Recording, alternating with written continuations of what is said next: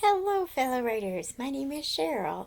I try to write books. I was gonna say I write books, but really I've only written like a novella, so I don't, okay, I write books. I try to write books. We'll just say that. Hello and welcome. If you're new viewer, hello, welcome. If you're returning viewer, welcome back. Today we're gonna go over what I am outlining. Now, I believe I said in the last video, I'm not sure what I've recorded because I recorded a few things, but I deleted some of it because I didn't like it. So I'm not sure what I told you in the last video.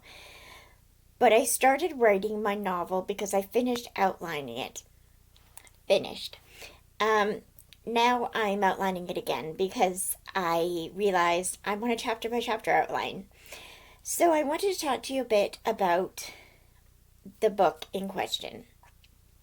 First of all, if you don't know, I do have a short story published in an indie author anthology. It is up there, the black one. It's Clues and Culprits, an indie anthology, and I think it's an indie author anthology. I don't remember.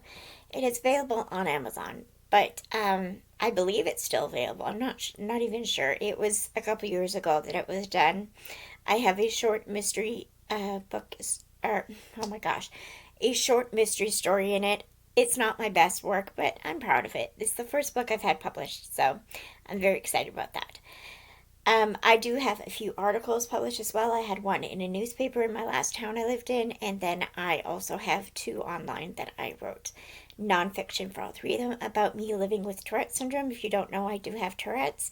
So if you see me or hear me do noises or see me do weird movements, it's probably a tick. If it bothers you, go ahead and leave the video, but please be nice in the comments. I don't appreciate rude comments about Tourette's. It's something I can't help. And if I do find a comment that is rude or mean to anybody with Tourette's, I will delete it and remove you from commenting on my videos. So just a warning. Words can hurt. I don't like this saying, sticks and bones may break my bones, but words can never hurt me. That's not true. Words do hurt. So please just be kind. Anyways, like I know you're all kind, so it's fine.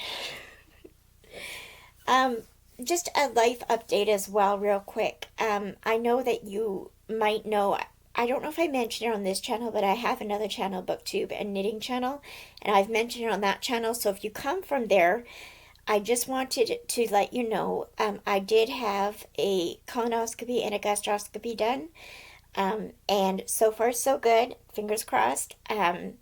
There's no, as far as I know, any cancer cells, so cancerous lesions, so I'm very excited about that. They did find some lesions and have put it out for testing. They removed them and are sending them off for testing. But the doctor is almost positive they are not cancerous, so that's good. Um, on the other hand, I am still exhausted and tired all the time. I fall asleep really easily, and at other times, not at all. So I've been dealing with this uh, mostly for my whole life, but for the last year or so, it's been really bad. And I found out that what started this whole investigation into why I'm getting this way is because my hemoglobin was low and my iron was extremely low. And the hemoglobin is slowly going up, so we don't know what caused it to go down, but also if your iron is low, sometimes your hemoglobin goes low. So I was on iron supplements for about a year, and it never helped. It didn't help at all. It didn't raise it at all. So I don't know. I don't understand that. But anyways, I have exciting news though, because on Friday, August 2nd, I am going to get an iron infusion, and I'm very excited for that. Not excited for the appointment. The appointment is an hour and a half long with an IV in my arm, so I'm not going to enjoy that. But at least I hope it goes in the arm. I don't want it to go in the hand because when they do little, oh, that hurts so bad. I'm hoping they'll do it in the arm, but it's an IV, and I'll be hooked up to it for an hour and a half, and but I'm very excited because it should give me more energy and make me not as tired, and hopefully clear the fog in my head and make me be able to think more. I'm not asking to be smarter. Don't get me wrong. I just want to be able to think. And so I'm looking forward to that. I'm hoping it'll work. I've heard good things about iron infusions. I've seen reports of people who have had it, and they really it really made a difference in them. So if you are against infusions because of religious reasons or whatever, then I understand, but I have no problem with it. I know that my cousin has been saved from blood transfusions, so um, it's kind of the same thing, and I just, it's not exactly the same thing, but it's kind of the same thing, and I have no problem with that. So, anyways, so that's the life update. I'm very excited to get it done. I get done August 2nd, and I should start noticing a difference within a few days, so I'm excited for that.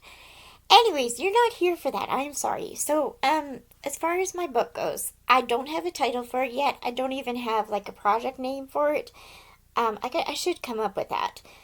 Um, it is a sweet romance, so there's no spice. There might be closed door, I'm not sure, but there's no spice on page. Um, and okay, what should I reveal? First of all, the tropes that I'm going to be using is nanny and employer, second chance romance, and best friend's brother. All three of those. Three. And the reason why I did best friend's brother is because I once dated one of my brother's best friends.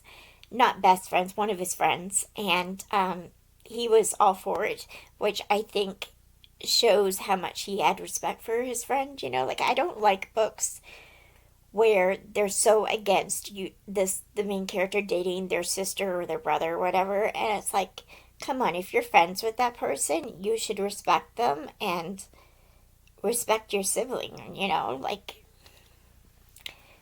you should trust them, right? But you should be happy for them. But anyway, so I was gonna do brother's best friend, but then I thought that's a little too close to home because of my past relationship with my brother's friend.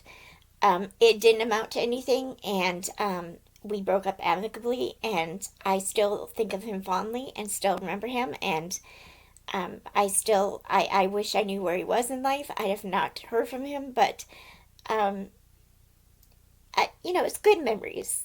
So but I don't want to bring that in to the book right now. Just because he was kind of like the one that got away from me, kind of thing, and I okay, we're getting too personal here. Anyway, so then I decided to do best friend's brother, which is kind of the same thing, but not really. So, this book follows Nika. Her full name is Danica, and the reason why I came up with Danica is because two reasons. One is the first book I ever wrote, the only book I ever wrote, was I had a main character named Nika, and her full name was Monica, and I came up with that. Not the name Monica. I came up with naming her Nika.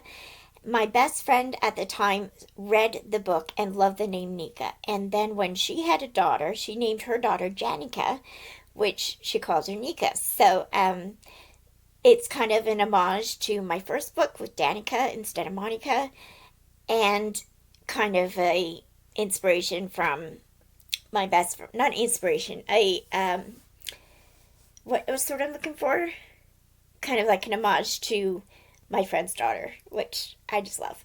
Anyways, so Danica's the first, is the main character, and then it's going to be dual points of view with the male character, whom I haven't named yet. I've come up with some names, but I haven't decided on what name I want. I kind of like Braxton, but then it reminds me of Braxton Hicks or whatever that pregnancy thing is, and I'm just like, I don't like that.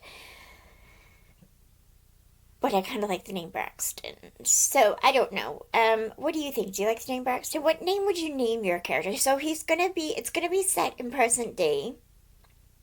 No set year, but just present day. And, he is going to be around 40 years old. I'm writing older characters because I'm an older character. So, my main character, Nika, will be 39. She'll be turning 40 in the book.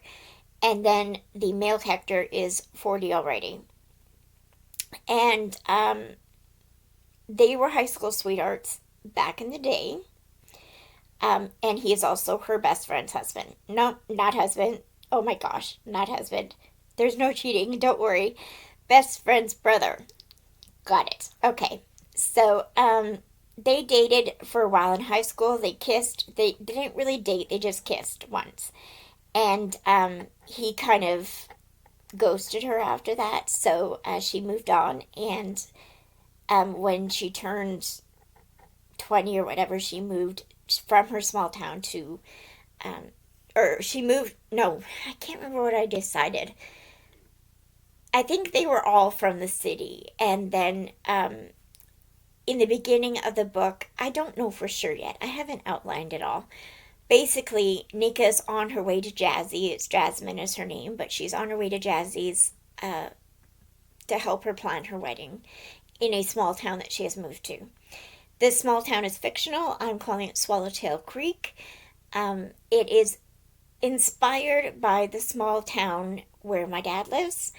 Um, and I didn't want to put it in the real town that my dad lives. I just don't feel comfortable doing that.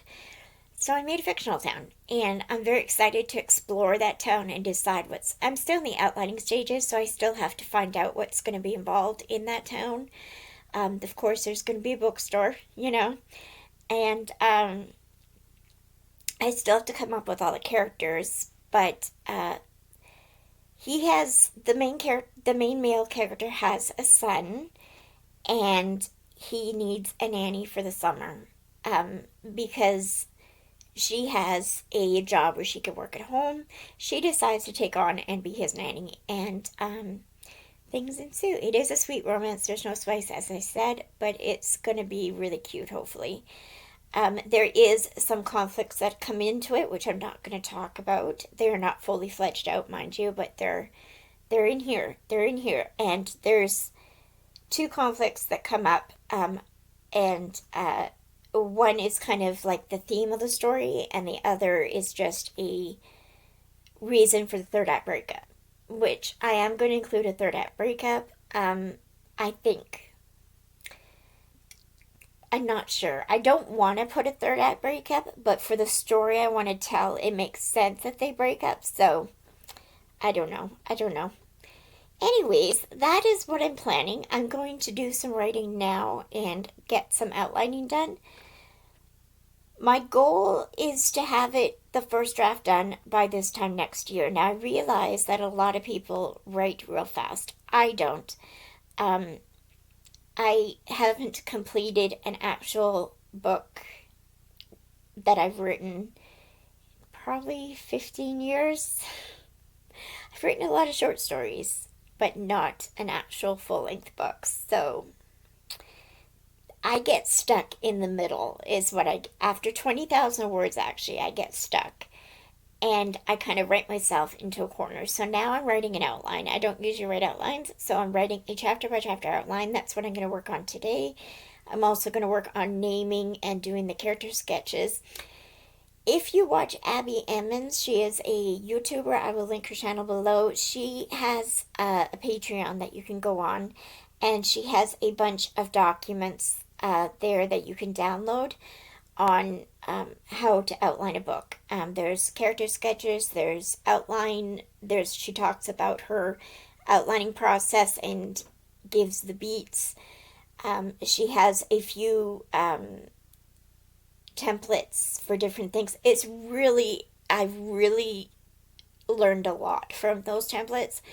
So they are only, you can watch her videos and take notes and learn from there, or you can go to her Patreon and support her. I think it's only $1 or $2 a month that you can get those templates. So, and you can cancel at any time. So, even just go to the lowest tier, get the templates, and then cancel. That's, at least you're supporting her a little bit. That's what I did.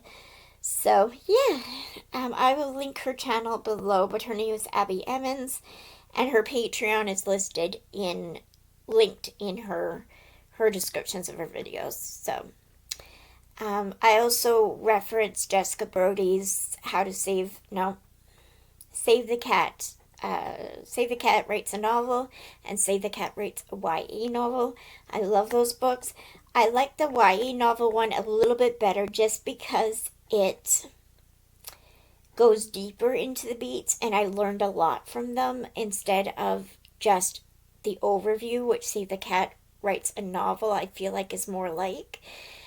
So Save the Cat is writing a way to outline your book. It's got 15 beats, which are basically 15 things that happen in every story. And it happens at a certain point. So you've got like the bad guys close in, and that's when, the bad guys close in, So there's 15 beats in all, and Abbie Emmons uses the same kind of thing, but at different beats. But they're practically the same thing. But I really enjoyed both of them, so I'm going to incorporate both of them in my outline. And yeah, now I'm just babbling, so I'm going to let you go. Thank you for watching. I hope you enjoyed. And yeah, have a great day. God bless you guys. Bye.